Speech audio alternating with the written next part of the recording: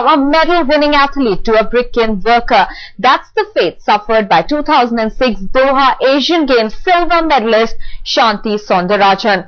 The talented 800-meter runner had failed a gender test after winning the medal in Doha, and life has been on a downward spiral ever since. Banned by the Athletics Federation of India from competing at any level, Santhi's feat was in fact struck off the records as well, and now Santhi survives by working as a daily wager in the brick kiln, slogging it out for 8 hours a day just to earn 200 rupees.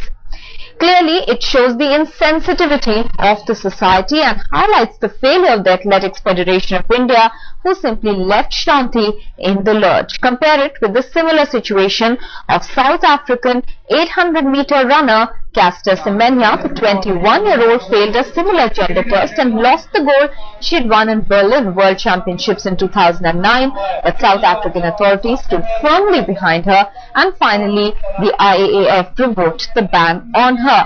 In fact, Semenya will be her country's flag bearer at the London Olympics this time around.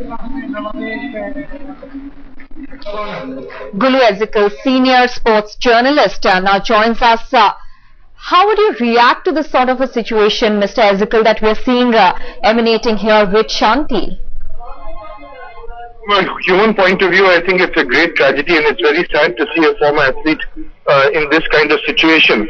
And it's a surprise to me, because the Tamil Nadu government has been known to be, at least the previous government, the DMK government certainly was known to be very sympathetic to transgender cases, and Tamil Nadu was in the forefront of welfare schemes in such situations. I don't know what the current government's views are, but you know, from an athletics point of view, I think the fact that athletes have to go through this gender test at international events and be stripped of their medals and all that, it's a pity that it happens at international events. I think any testing that should be done in domestic events before the athletes go to international events, so that such distressing situations do not arise. But certainly Santhi's situation is very heartrending, and I do hope that after these reports have appeared, that something is done to help her case.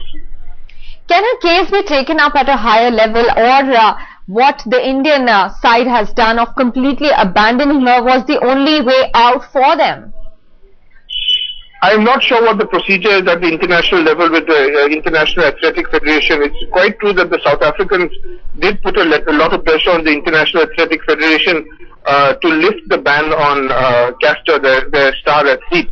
And we've recently seen this very strange and unusual case of Pinky Pramanik as well. So I think that one unfortunate case is that a lot of these women athletes are receiving all kinds of testosterone injections and whatnot from their trainers and doctors, many of whom are from the former Soviet Union. And these testosterone injections actually give them somewhat male characteristics, and that's what Pinky has come out and revealed. And in that case, the Indian Olympic Association and the Indian Athletic Federation has to step in and monitor these kind of medications, so that when they reach international standards, they don't get into awkward situations. So it's a very complicated process, but certainly in the case of Santhi, I feel the Tamil Nadu government has to step in the first place and sort this out. Gulu Ezekiel, many thanks for joining us.